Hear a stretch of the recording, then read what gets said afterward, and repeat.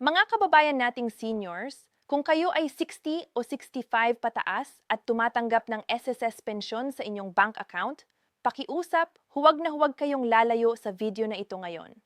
Dahil simula ngayong Marso 2026, may mga bagong patakaran ang ilang bangko rito sa Pilipinas na direktang nakakaapekto sa paraan ng pagpasok ng inyong SSS pensyon. At ang mas nakakatakot pa, marami sa ating mga lolo at lola ang hindi pa nababalitaan tungkol dito. Nando na ang pera pero hindi mapukpok, na-hold, na-freeze o mas malala pa, na-return sa SSS ng walang abiso. Isipin ninyo ang nangyari kay Aling Nena Mula, Cavite. 72 taong gulang na siya, buuda, at ang kanyang 6,000 na monthly SSS pension ang tanging pinagkukunan ng kanyang pang-araw-araw na gastos. Noong Marso 2026, hindi pumasok ang kanyang pensyon sa ATM. Pumunta siya sa bangko, naghintay ng 3 oras, at sinabihan lang siya na on hold ang account dahil hindi na-update ang kanyang KYC, ang Know Your Customer Requirements. 3 linggo ang lumipas bago niya natanggap ang kanyang pera. 3 linggo na walang pantawid ng ulam, walang gamot, walang maibayad sa upa. Hindi dapat mangyari iyon sa kahit sino sa inyo. Kaya ngayon dito sa video na ito, pag-uusapan nating lahat ang mga bagong bank rules na ito. Kung ano ang eksaktong nagbago, kung bakit nagbago ito, kung sino ang apektado at pinakamahalaga, kung ano ang kailangan ninyong gawin ngayon para hindi ma-hold ang inyong pensyon. Mag-iwan kayo ng sandali para sa inyong sarili. Magkape muna kayo, umupo at pakinggan natin ito ng maayos. Para maunawaan natin kung bakit biglang nagbabago ang mga bangko ngayong Marso 2026, kailangan nating balikan ang isang direksyon mula sa Bangko Sentral ng Pilipinas o ang BSP. Noong nakaraang taon, nagpalabas ang BSP ng mas mahigpit na alituntunin para sa lahat ng bangko pagdating sa pagpapatunay ng pagkakakilanlan ng kanilang mga depositor, lalo na ang mga may edad na at mga pensyono. Ito ay bahagi ng mas malawak na programa laban sa money laundering at financial fraud na sadyang tumataas ang bilang sa buong bansa. Resulta ang mga bangko, maging malaki man o maliit, maging ito man ay BDO, Metrobank, Landbank, PNB o ang inyong lokal na rural bank ay inaatasan na i-update ang impormasyon ng lahat ng account holders. Kung ang inyong account ay hindi na-update sa loob ng 2 o 3 taon o kung kulang ang inyong submitted na dokumento, ang bangko ay may karapatang mag-place ng temporary hold sa inyong account kasama na ang papasok na pension deposits mula sa SSS. Hindi ito kasamaan ng loob ng mga bangko. Ito ay patakaran ng gobyerno. Pero ang problema ay hindi lahat ng seniors ay naabisuhan ng maayos. Marami ang nakatanggap ng sulat na hindi nila nabasa or nakatanggap ng text message na naisip nilang scam. At kayong mga seniors na alam nating madalas ay hindi nakatingin sa email or online banking, kayo ang pinakaapektado dito. Ngayon, tingnan nating mabuti kung sino talaga ang maaaring maapektado ng bagong bank rules na ito. Una, kung ang inyong SSS pension ay direktang credited sa inyong bangko, kahit ito ay regular savings account, ATM account, o kahit UMIDI linked account, kailangan ninyong i-check ang status ng inyong account ngayon din. Pangalawa, kung hindi kayo nakapag-update ng inyong valid ID sa inyong bangko sa nakaraang 2 o 3 taon, malamang ay may notice na naghihintay sa inyo sa bangko man, sa inyong registered address, or sa inyong mobile number. Ayon sa maraming ulat, ang mga accounts na pinaka-common na minahold ay yung mga may hawak na seniors na mahigit 70 taong gulang, yung mga accounts na walang kamakailang transaksyon maliban sa monthly pension deposit, at yung mga accounts na nakaregister pa rin sa lumang address or lumang numero ng telepono. Pangatlo, kung kayo ay nakatira na sa ibang lugar kaysa doon sa bangko kung saan nakarehistro ang inyong account, halimbawa, lumipat kayo mula Maynila papuntang probinsya, mas mataas ang tsansa na hindi kayo naabisuhan ng inyong bangko. Ang mga sulat at notices ay pinadala pa rin sa lumang address. At isa pa, kung kayo ay tumatanggap ng pension na nasa pagitan ng 3,000 hanggang 20,000 bawat buwan, kayo ay nasa tamang edad at income bracket na pinaka-targeted ng bagong patakaran na ito. Kaya huwag nating ipagpaliban ang pag-aksyon. Bago tayo pumunta sa mga dapat ninyong gawin, Pag-usapan natin sandali ang tungkol sa pension amounts dahil importanteng malaman ninyo kung gaano kalaki ang pera na posibleng ma-hold kung hindi kayo kumilos. Ang pinakamababang SSS pension ngayon ay nasa 2,000 bawat buwan para sa mga may mas mababang contributions. Pero para sa karamihan ng ating mga seniors na nakapag-contribute ng mahigit 10 taon, ang average monthly pension ay nasa pagitan ng 4,500 hanggang 8,000.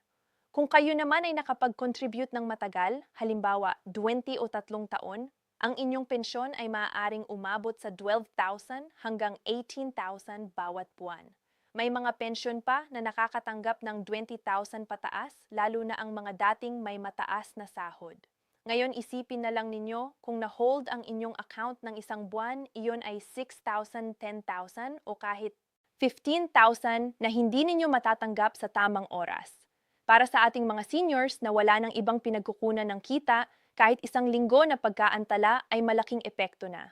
Ang gamot, ang pagkain, ang bayad sa kuryente, lahat iyon ay naghihintay. At hindi pa natin kasama dito ang iba pang benepisyo, ang 13th month pension na ibinibigay tuwing Disyembre, ang 1,000 na annual cash gift, at para sa mga may edad na 80 at pataas, ang higher monthly credit na ibinibigay ng SSS. Lahat ng ito ay napupunta sa parehong bank account. Kaya kung na-hold ang account, na-hold din ang lahat ng ito. Okay mga kaibigan, pumunta na tayo sa pinakaimportanteng bahagi ng video na ito. Ang mga hakbang na kailangan ninyong gawin ngayon bago pa man mag-March 2026 o kahit ngayon na kung nanonood kayo ng mas malaon, ang unang hakbang ay ang puntahan ang inyong bangko ng personal. Huwag mag-rely sa telepono or online. Pumunta kayo mismo magdala ng 2 valid ID. Ito ay maaaring ID, senior citizen ID, passport or driver's license at sabihin sa teller na gusto ninyong i-verify or i-update ang inyong KYC information. Magtanong kung may pending notice o hold request sa inyong account. Huwag mahiyang magtanong. Ito ang inyong pera at may karapatan kayong malaman ang lahat. Ang pangalawang hakbang ay i-update ang inyong contact information. Tiyaking ang inyong registered mobile number at address sa bangko ay kasalukuyan at tama. Kapag nagpadala ng notice ang bangko, ito ang gagamitin nila. Kung hindi updated, hindi kayo maabisuhan at hindi ninyo malalaman na may problema. Ang pangatlong hakbang ay i-check din ang inyong SSS record online o sa pinakamalapit na SSS branch. Tiyakin na ang inyong disbursement account, ang bank account kung saan napupunta ang pensyon ay aktibo, verified at hindi naka-flag para sa anumang rason. Maaari ninyong gawin ito sa pamamagitan ng MySS Portal Online or humingi ng tulong sa SSS branch na magdala kayo ng inyong UMID at passbook o ATM card. Ang ikaapat na hakbang at ito ay para sa mga mas advanced na gusto nilang protektahan ang kanilang sarili ay ang mag-open ng backup account sa ibang bangko. Halimbawa, kung ang inyong primary pension account ay sa BDO, maaari kayong mag-open ng Land Bank or DBP account bilang backup. Pagkatapos, i-update ang inyong SSS disbursement account sa pangalawang bangko habang pinapanatili ang una. Sa ganitong paraan, kung may problema sa isang bangko, may backup kayo. Ngayon, pag-usapan natin ang isang bagay na madalas hindi pinag-uusapan sa ibang mga videos. Ang clause o ang posibilidad na bawiin ng SS ang pensyon na natanggap na ninyo. Ito ay nangyayari sa ilang partikular na sitwasyon at kailangan ninyong malaman ito para hindi kayo magulat. Ang una ay kung patuloy na natanggap ng isang pensyonado ang buwan ng pensyon kahit namatay na siya at ang pamilya ay hindi agad nag-report sa SSS. Kapag nalaman ng SSS ito at malalaman nila, hihingi nila ang lahat ng pensyon na natanggap pagkatapos ng petsa ng kamatayan, ito ay maaaring magkahalaga ng 100,000 at karaniwang ibinabawas ito sa death benefits o sa anumang natitirang SSS claims ng pamilya. Ang ikalawa ay kung nagbabago ang inyong civil status o dependents na hindi ninyo na-update sa SSS. Ang ilang mga benepisyo ay nakabatay sa bilang ng inyong dependents. Kung nagbago ito, halimbawa, ang isang dependent ay nagtrabaho na at may sarili na sa buhay at hindi ninyo na-report, maaaring may overpayment na magaganap. At ang ikatlo, ito ay para sa ating mga seniors na nagtatrabaho pa rin kahit nagre-receive na ng pensyon. Kung kayo ay nagtatrabaho bilang regular na empleyado at tinatanggap ang pensyon ng sabay-sabay ng hindi nag-report sa SS. Posibleng may adjustment na gagawin sa inyong pension amount. Ang batas ay nagpapahintulot sa pensyon habang nagtatrabaho pero may mga alituntunin na dapat sundin. Alam nating lahat na ang pumunta sa SSS office ay maaaring nakakapagod, mahaba ang pila, mainit, at minsan hindi pa rin masagot ang inyong tanong. Kaya naman ibabahagi ko sa inyo ang ilang praktikal na tips para gawing mas madali ang inyong biyahe sa SSS. Una, pumunta sa SSS office ng mas maaga.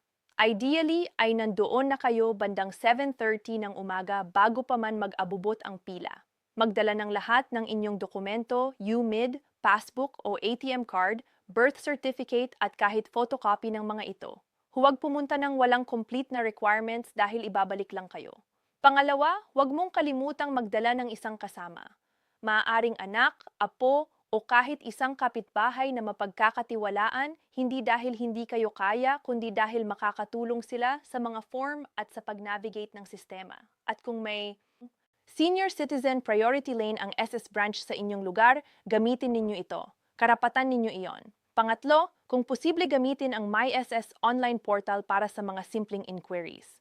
Maaari ninyong i-check ang inyong pension amount, ang inyong disbursement account details, at ang inyong contribution history nang hindi na kailangang lumabas ng bahay.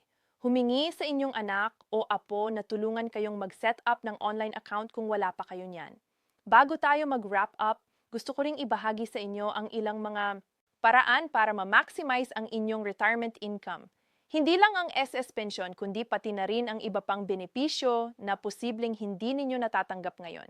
Una, tiyakin na naka-enroll kayo sa SSS Flexi Fund kung nag-contribute kayo nito nung nagtatrabaho pa kayo. Ito ay isang separadong fund na kumikita ng interest at maaaring ma-withdraw sa inyong retirement. Maraming seniors ang hindi alam na may ganitong pera pala sila sa SSS. Pangalawa, kung kayo ay 60 taong gulang at hindi pa tumatanggap ng pension, tingnan kung mas makakatipid kayo sa long run kung maghihintay pa hanggang 65 bago mag-claim. Sa maraming kaso, ang pension amount ay mas malaki kung mas matagal ninyong hinintay ang pag-claim dahil ang formula ng SS ay isinasaalang-alang ang inyong edad at average monthly salary credit. Pangatlo, huwag kalimutang i-claim ang inyong Medigrant ang 500 na quarterly medical allowance mula sa SSS para sa mga pension recipients. Maraming seniors ang hindi ito natatanggap dahil hindi nila alam na umairal ito. Tanungin ninyo ito isa inyong SSS branch. At bilang panghuli, kung namatay na ang inyong asawa at siya ay dating SSS member, maaari kayong maging entitled sa survivor's pension. Ito ay isang buwanang pensyon na ang halaga ay base sa contribution ng inyong yumaong asawa. Huwag ninyong hayaang mapabayaan ang perang ito. Mga kaibigan, ang mensahe ko sa inyo ngayon ay simple lang. Huwag ninyong ipagpaliban ang pag-aaksyon. Ang mga bagong bank rules na ito ay totoo. At ang epekto nito sa inyong monthly pension ay magiging totoo rin lalo na kung hindi kayo kumilos. Pumunta sa inyong bangko, i-update ang inyong impormasyon, i-check ang inyong SSS records at ibahagi ninyo ang video na ito sa inyong mga kaibigan, kamag-anak at kapwa seniors na kailangan ng impormasyong ito. Kayo ay hindi lang mga pensyonado. Kayo ay mga taong nagtatrabaho ng maraming taon para sa pamilya ninyo at para sa bansang ito. Karapat-dapat kayong makatanggap ng bawat sentimo ng inyong sweat equity. On time, walang abala, walang hold, walang putol. Iyan ang inyong karapatan at iyan ang aming pangako na patuloy naming ipagpaliwanag ang mga bagay na ito sa wikang naiintindihan ninyo sa tono na parang kaibigan. Kung may mga tanong kayo, ilagay ninyo sa comments sa ibaba. Susubukan naming sagutin ang bawat isa. At kung hindi pa kayo nakasubscribe, i-click na po ang button. Libre naman at ang bawat bagong video namin ay para lang sa inyo. Ingat kayong lahat. Salamat at magkita-kita ulit tayo sa susunod.